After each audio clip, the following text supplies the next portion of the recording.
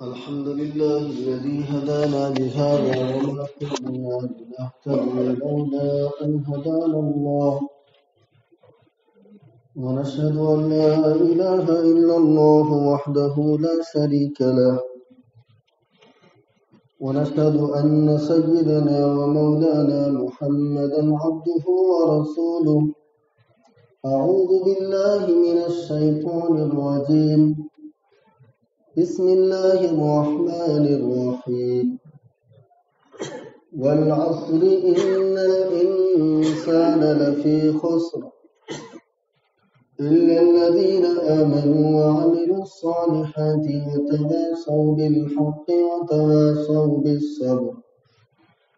وقال رسول الله صلى الله عليه وسلم: نعمتان مغبون فيهما كثير من الناس، الصحة والفراغ، أو كما قال عليه الصلاة والسلام. میرے محترم بزرگوں اور دینی بھائیوں، اللہ رب العزت کا احسان ہے، اس کا فضل ہے کہ اس نے ہم سب کو آج کے اس بابر کے دن میں مسجد میں آنے کی توفیق بخشی۔ اللہ تبارک و تعالی ہم سب کے یہاں جمع ہونے قبول فرمائے۔ میرے دوستو، یہ دسمبر کا مہینہ چل رہا ہے اور آج 29 تاریخ ہے۔ 2 دن کے بعد نیا سال شروع ہونے والا ہے،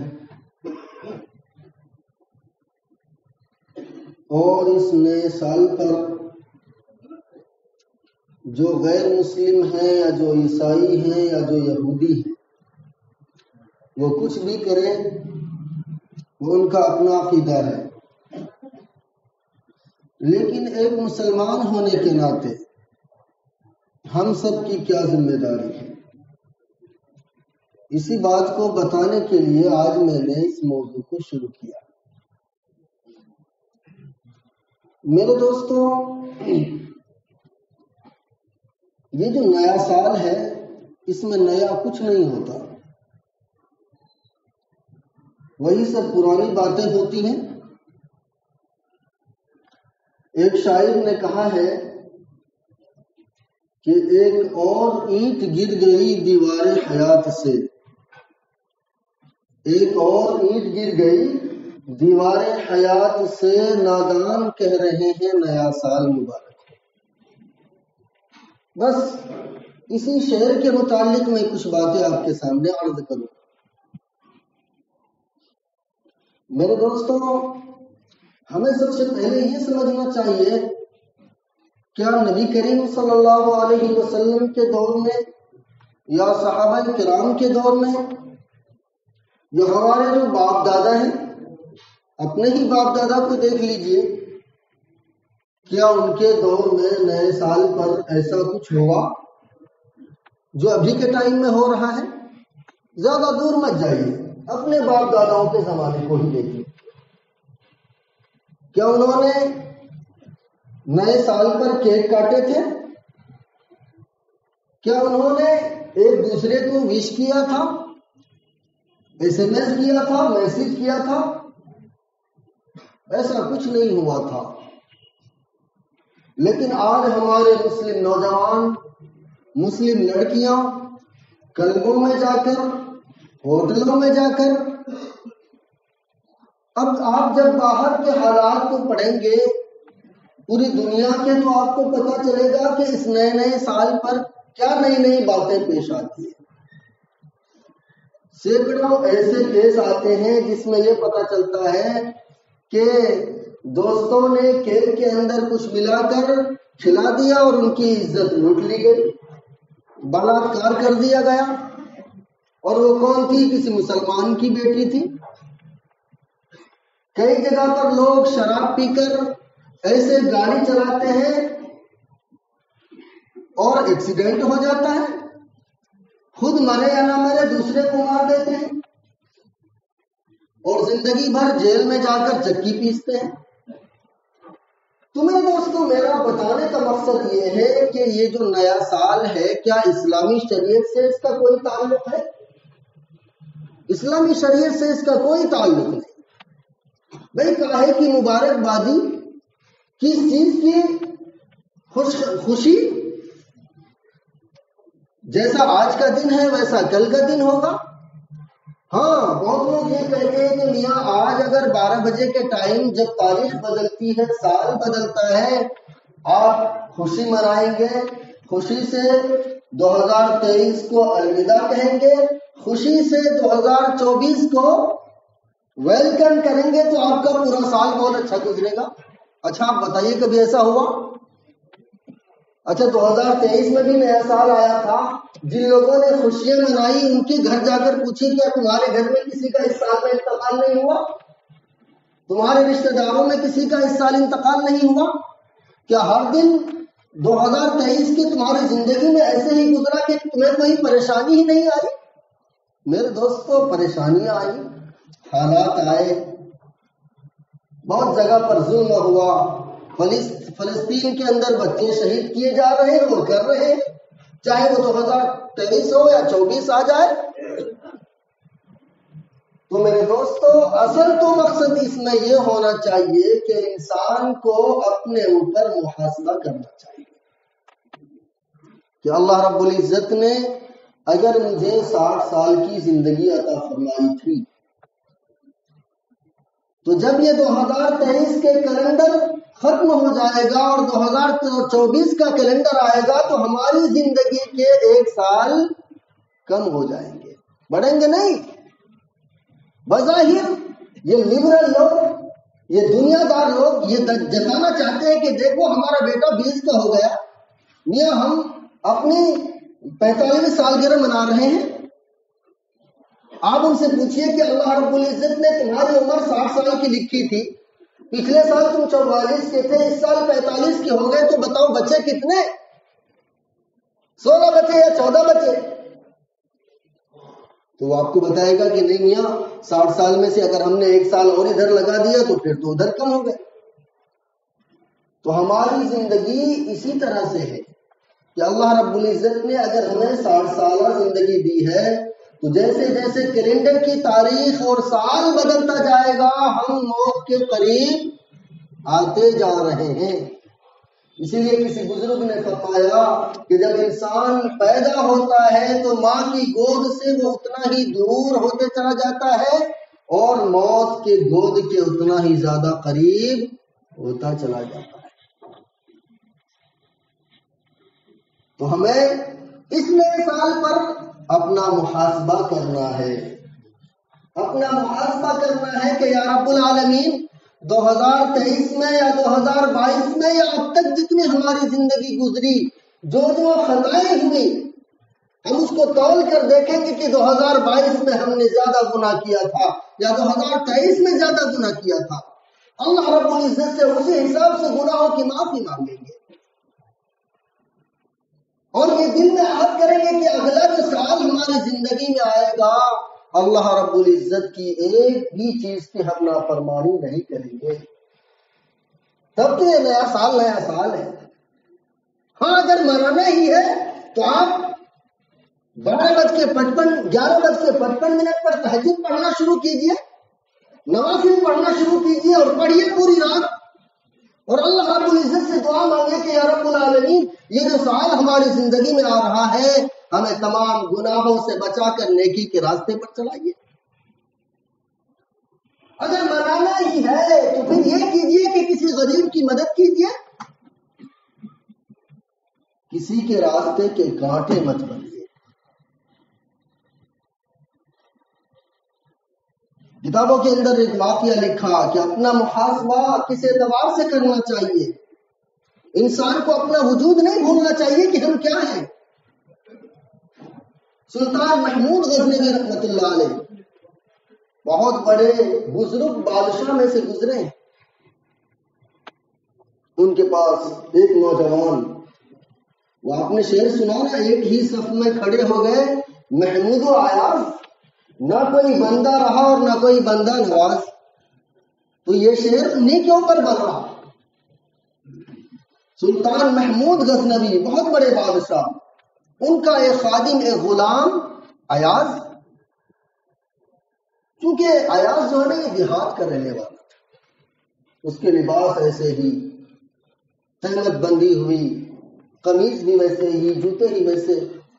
جب بادشاہ کے دربار میں پہنچا، چونکہ اللہ رب العزت سے بہت زیادہ لگاؤ تھا نا، اور اللہ کے جو قریب ہوتا ہے اللہ تبارک و تعالیٰ دنیا میں بھی لوگوں کے اس کو قریب کر دیتے ہیں، لوگوں کے دلوں میں محبتیں پیدا فرما دیتے ہیں. جب یہ ایاز بادشاہ کے دربار میں پہنچا تو دھیرے دھیرے بادشاہ نے ان کو اعلیٰ مقام پر فائز کیا کہ میاں یہ بندہ اچھا ہے. جو پہلے سے لوگ تھے نا ان کے چمچے بادشاہ کے، ان کو بہت بری لگی. میاں ہم تو خاندانی لوگ ہیں، اتنے سالوں سے بادشاہ کے دربار میں خدمت انجام دے رہے ہیں، اور یہ کل کا نوجوان دیہات کا رہنے والا جس کے پاس ہے کچھ نہیں، کپڑے تک گھر کے نہیں تھے، اور آج آ کر بادشاہ کے اتنا قریب ہو گیا. یہ باتیں ان کو چبھتی تھی. انہوں نے سوچا کہ بادشاہ سے ان کی شکایت کریں. ایک دن موقع پا کر سلطان محمود غزنوی سے ان لوگوں نے شکایت کی کہ بادشاہ سلامت، ہم تو ایک زمانے سے آپ کی خدمت کر رہے ہیں، آپ کے دربار میں خدمت کو انجام دے رہے ہیں، لیکن جو مقام آج آپ کے دل میں ان کے لیے ہے وہ میرے لیے نہیں ہے. آخر کیا وجہ ہے؟ بادشاہ نے جواب دیا کہ بھائی اس کا جواب میں دوں گا. پھر ایک دن آیا، بادشاہ نے کہیں سے پھل منگوائے جو بہت زیادہ کڑوے تھے. بادشاہ نے وہ پھل جتنے دربار میں لوگ تھے سب کو ایک ایک تھما دیا کہ لوگ کھاؤ. اب جیسے ہی منہ میں انہوں نے زبان سے دانت سے ان کو کاٹا تو کڑواہٹ محسوس ہوئی. سب نے تھو تھو کرنا شروع کر دیا کہ بادشاہ سلامت، یہ تو بہت زیادہ کڑوا ہے، اس کو کھا نہیں سکتے. اور ایک ایاز کو بھی دیا گیا تھا. تو ادھر دیکھا کہ ایاز اس پھل کو کھائے جا رہا ہے، بغیر کچھ کہے کھائے جا رہا ہے. بادشاہ سلامت نے پوچھا کہ ایاز کیا یہ کڑواہٹ تمہیں محسوس نہیں ہوئی؟ ایاز کا جواب سنیے. ایاز کہنے لگے کہ بادشاہ سلامت، جس نے عمر بھر مجھے میٹھی میٹھی چیزیں کھلائی، آج اگر کیا وہ کڑوا پھل دے دے تو اس کو واپس کر دوں کیا؟ اللہ رب العالمین ہمیں زندگی بھر اپنی نعمتوں سے نوازتا ہے. اگر تھوڑی بہت تکلیف پڑ جائے تو کیا ہم اللہ کی نافرمانی کرنا شروع کر دیں، ناشکری کرنا شروع کر دیں؟ اچھا، پھر کچھ دن گزرا. بادشاہ نے سوچا کہ لوگوں کے سامنے صحیح والی دلیل لائی جائے، ہیلا کیا جائے. جتنے درباری تھے سب کو بلایا اور ایک ہیرا قیمتی ان کے ہاتھ میں تھما دی اور کہہ دیا کہ دیکھو امتحان لے رہا ہوں اور یہ ثابت کروانا چاہتا ہوں کہ آخر ایاز تم سے بہتر کیوں ہے. ایک کلہاڑی دی اور وہ ہیرا دیا کہ لو میاں توڑو. اب اس کے ذہن میں گھومنے لگا کہ بادشاہ سلامت امتحان لے رہے ہیں تو ان کو توڑنا تو نہیں چاہیے. اس ایک نے یہ سوچا اور اس کو توڑا نہیں. کہنے لگے کہ بادشاہ سلامت یہ ہیرا بیش قیمتی، اتنا قیمتی ہے، اس کو کیسے توڑ سکتے ہیں؟ دوسرے کو دیا. دوسرے نے بھی سوچا کہ جب پہلے نے نہیں توڑا تو ہم بھی نہیں توڑیں گے. اسی طریقے سے اب آیا ایاز کا نمبر اور ایاز کو کہا کہ بھائی اس ہیرے کو توڑ دو، انعام ملے گا. ایاز نے ہیرے کو لیا، کلہاڑی لی اور وہیں پر چوٹ ماری اور اس کو توڑ دیا. اب بادشاہ سلامت کہنے لگے کہ ایاز تم نے کیا کیا، ہیرے کو توڑ دیا؟ کہنے لگے کہ بادشاہ سلامت، جب آپ نے مجھے اس کو توڑنے کا حکم دیا تو میرے ذہن میں دو باتیں آئی. ایک یہ کہ میں آپ کی نافرمانی کر دوں، آپ کا جو حکم ہے اس کو بالکل نافرمانی کر کے ایک طرف رکھ دوں اور اس کو توڑ دوں، اور ایک طرف یہ بھی ہے کہ یہ ہیرا بہت قیمتی ہے، اس کو توڑا کیسے جائے. لیکن میرے دل میں یہ بات آئی کہ حکم کس کا ہے؟ بادشاہ کا، اور اس ہیرے کی قیمت بادشاہ سے بڑھ کر نہیں ہے، اس لیے میں نے اس کو توڑ دیا. بادشاہ سلامت نے کہا کہ دیکھو یہ ہے اصل، ان کو اپنے قریب لانے کا مقصد کہ جو صلاحیت اللہ نے ان کو عطا فرمائی ہے وہ کسی کو نہیں. آخری بات سنیے. پھر ایک کسی جو معترض اعتراض کرنے والے تھے انہوں نے سوچا کہ یار اب کیا ان کے اوپر الزام لگایا جائے. ایک بار بادشاہ سلامت سے کہنے لگا کہ بادشاہ سلامت ان کے وہاں ایک الماری ہے, وہ ہر دن صبح اس میں جا کر جھانک کر کچھ دیکھتا ہے, پھر اس کو بند کرتا ہے, چابی اپنے پاس رکھتا ہے, پورے دن رکھتا ہے, پھر شام کو جاتا ہے, پھر کھول کے دیکھتا ہے. ہماری سمجھ سے تو ایسا لگتا ہے کہ انہوں نے آپ کے خزانے میں سے کچھ چورا کر اس کے اندر بند کر کے رکھا ہوگا. فوراً بادشاہ نے ایاز کو بلایا کہ ایاز تمہارے پاس کوئی الماری ہے؟ جی ہاں ہے. اس میں کچھ ہے؟ جی ہاں ہے. تالی لگا کر رکھتے ہو؟ جی ہاں. چابی لاؤ. چابی دی. اس معترض کا اعتراض کرنے والے کو دیا کہ جاؤ وہاں پر جو بھی سامان ہے سب نکال کر لے کر آؤ. اب یہ سارے اعتراض کرنے والے بہت خوش ہوئے کہ آج تو دھکا دے کر ان کو نکالا جائے گا. جب وہ معترض وہاں پر پہنچا, کھولا, دیکھا تو وہاں پر ایک جوتے, ایک لنگی اور ایک قمیص پڑی ہوئی ہے. وہ اٹھا کر بادشاہ کے دربار میں پیش کر دیا. بادشاہ سلامت دیکھ کر کہنے لگے کہ ایاز یہ چیزیں جن کو تم دن میں 2 بار چیک کرتے ہو تالا کھول کر. جی بادشاہ سلامت یہ بھلے ہی آپ کے لیے قیمتی نہ ہو لیکن میرے لیے بہت قیمتی ہے. کیوں؟ کہنے لگے اس وجہ سے کہ جب میں آپ کے دربار میں آیا تھا میرے جسم پر یہی کپڑا تھا, یہی لنگی تھی, یہی جوتا تھا, تاکہ میں اپنی اوقات نہ بھول جاؤں کہ آج جو احسان آپ نے مجھ پر کر کے اتنا بڑا بنایا اور میں اکڑ میرے اندر نہ آ جائے, غرور نہ آ جائے, تکبر نہ آ جائے. اسی وجہ سے میں ہر دن صبح کو اس کو دیکھتا ہوں, ہر دن شام کو اس کو دیکھتا ہوں اور اپنے دل سے کہتا ہوں کہ ایاز تیری حیثیت یہ تھی. آج ہم لوگ اللہ رب العزت نے ہمیں کیا نواز دیا, ہم آسمان پہ گھوم رہے ہوتے ہیں, ہم بھول جاتے ہیں کہ منی کا ایک ناپاک قطرہ, منی کا ایک ناپاک قطرے سے ہم دنیا میں آئے. کہ ہمارے وجود کے اندر ایسی کوئی بات ہے؟ یہ تو اللہ رب العزت کا احسان ہے جو ہم پر کیا ہوئے ہیں, جو ہم چل رہے ہیں, دوسروں کو چلا رہے ہیں. تو میرے دوستوں یہ نئے سال, یہ ہیپی برتھ ڈے یا فادرس ڈے, مدرس ڈے, یہ مسلمانوں کے کام نہیں ہے, یہ تو غیر مسلموں کے ہیں.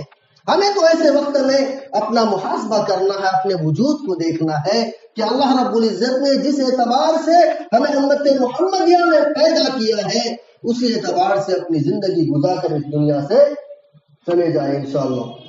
دعا کیجیے کہ اللہ تبارک و تعالی ہم سب کو کہنے سننے سے زیادہ عمل کی توفیق نصیب فرمائے.